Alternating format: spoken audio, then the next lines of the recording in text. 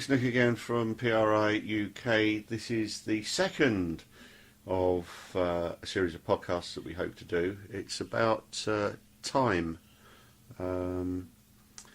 So Andy's with me again, and I suppose the question is, tell us all about time, Andy.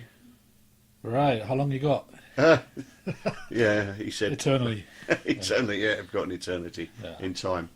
Well, paranormal and time. Well, I mean, some of my observations, is okay.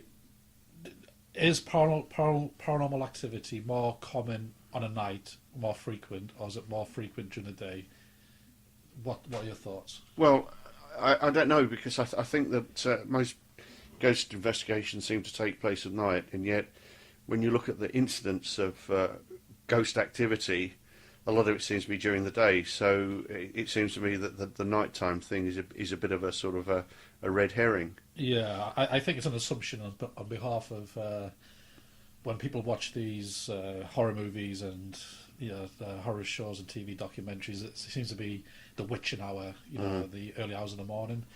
I mean, having said that, I mean, some people might argue that perhaps it's the properties of the light particles themselves might interfere with supposedly spirit energy or ions, IONS. It's some people might argue that you need darkness for it to have more impetus and more power. Effect. Or perhaps people are a little bit more spooked up, and absolutely they've got their senses, heightened because of the dark. And apprehension, fear, the foreign. Well, I think again there's this fear of the dark, isn't there? So, and I suppose that creates that association. And what is it with 3 a.m.? What is it with that? I don't know. You tell me, Andy. What is it with 3 a.m.? Well, it's like I'm in bed by then. Yeah. Well, the bottom line is that it seems to be that 3 a.m. Some say it's the spirit mocking the Holy Trinity. This thing about three. In fact, what's interesting is raps can appear in threes, or door knocks can appear in threes, and so But when you say door knocks, I mean caused by the paranormal. Yes. Okay, yeah. right. So Rather you than might just get the £3. postman. Yeah. Right.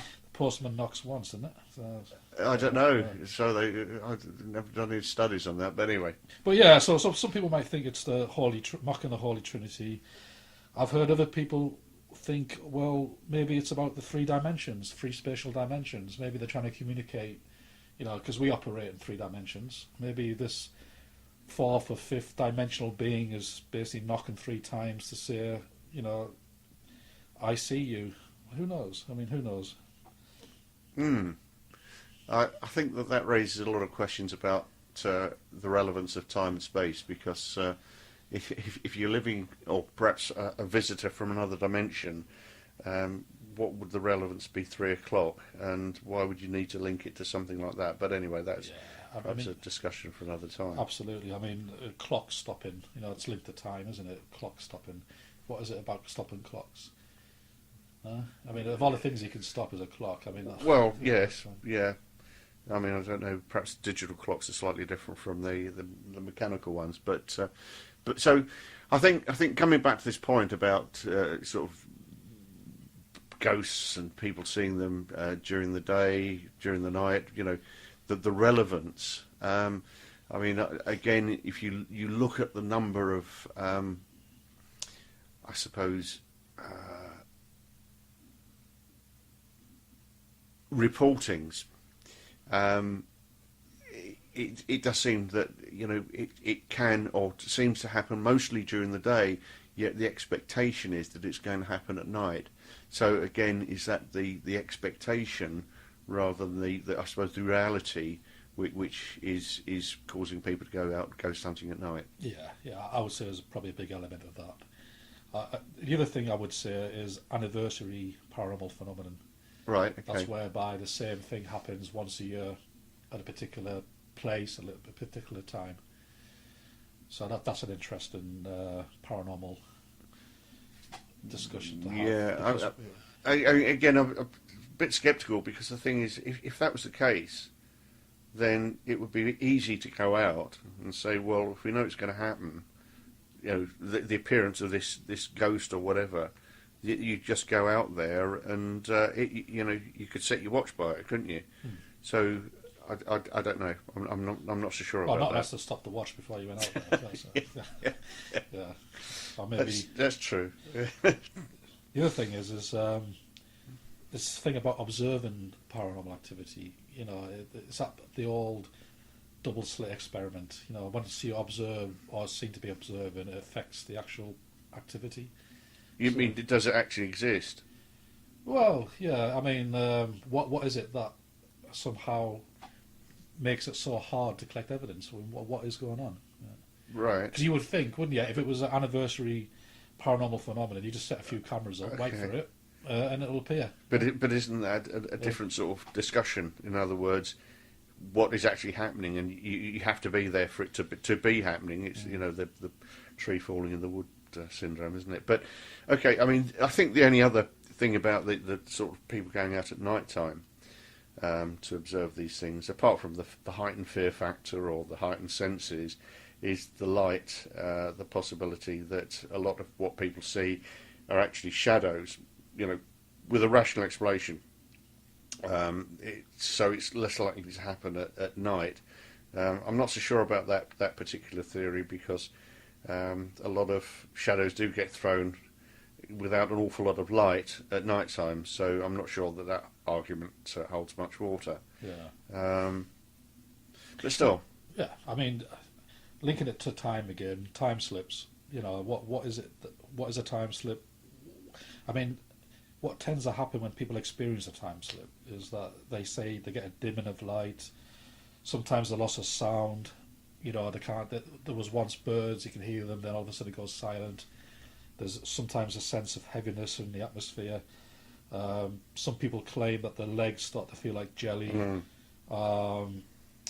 which is, interesting, because sometimes when people come across a UFO, that's what they experience as well. Yeah. And also, is it psychological? Is it something to do with depersonalization? Is it someone having an episode of a mental disorder that gives them this experience? Yes. I've also heard it described as being like a film breaking, the old days before digital cinema, when the film would suddenly go crinkle and it would obviously disintegrate in the projector. But again, that's another consideration. But I think time slip's an interesting discussion point, because I think that from a personal perspective, the idea that there's a possibility that obviously we've said before, that time and space, time isn't necessarily linear, that everything's happening at the same time, and the idea that there could be overlaps, and all that we're observing is perhaps something which is happening in another time. But if there is only one time, there is only one time. But this overlap, and to some extent that would then explain people perhaps seeing UFOs, something perhaps what we might describe as being the future. I mean, bearing in mind that if we can see things that have happened in the past, why not in the future as well? Absolutely. I mean, I think physicists now say when space bends, it actually dilutes time as well. It's so interconnected that what is it? Perhaps it's just a bubble of space that's warped and it affects time around you at a particular point. And perhaps some people just happen to be sensitive enough to pick it up. But do you think you'd have to be sensitive to pick that up? That you wouldn't, that the average person wouldn't just see it, because me personally, I think if space and time are linked, I don't think you have to be sensitive enough to. I think it would happen anywhere. It would happen. I think if you look at when there's been more than one person report it, it's two people walking together, and all of a sudden, 1 minute they're in 21st century England, next minute there's horses and carriages, and the village looks completely different to what it did. You got two witnesses. Yeah. So you can rule out, psychological factors. Yes. Unless there's some form of gas in the area that is affecting them both, or particularly strong what they're smoking. It could be anything, you know. Yeah. So. I think there's a famous incident at Versailles where people were walking through the gardens and they seemed to be walking through some sort of time bubble, that they actually started seeing people who they assumed were in period costume for effect and for the benefit of the visitors, but actually there wasn't anything like that going on. What's interesting about that is that it seems to be a law that people can't stay in their out of their time zone too long. You know, I'm assuming people don't get stuck there. Maybe these people who go missing are stuck in another time period.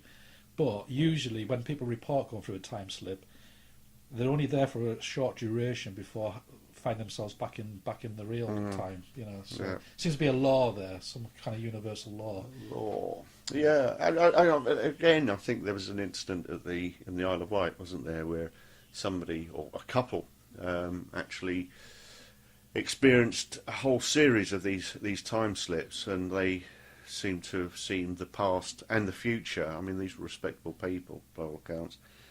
So, again, if it's something that is just happening because there is, I don't know, some sort of folding of time and space, that this overlap was happening around them, and they just happen to be, I suppose, perhaps in that bubble, I don't know. Well, you know, one could argue eventually that having a bad day at work, if you get to do something, just tell your boss, "Oh, I'm sorry, it must have been a space-time distortion." You know, it's I couldn't. You know, Yeah, I never tried that one at work, but on the other hand, you could always perhaps travel back in time and correct it, but that could be a bit awkward. I think it's bad not being at work in the first place, and I'm going back and go do it again. Yeah, so just Absolutely. But yeah, so I mean, if there's anybody else got any comments about time that we haven't covered, I'll appreciate some comments down below, because we've just covered some of the basics. But yeah, what is time, and why is it linked to the paranormal, or how the paranormal affects it as such? I'm sure there'll be some physicians out there that will say that we've been talking a load of piffle and nonsense, but But you anyway. know what, Nick? We've wasted their time. so you know, that's we've got the last laugh, basically. Absolutely. Anyway, once again, thanks for listening. I think we've covered the topic in the allotted time that we have, regardless of what bubble that we exist in, and we hope that you'll find the next podcast, whatever you want to call it, as interesting. So thanks again for listening. Cheers.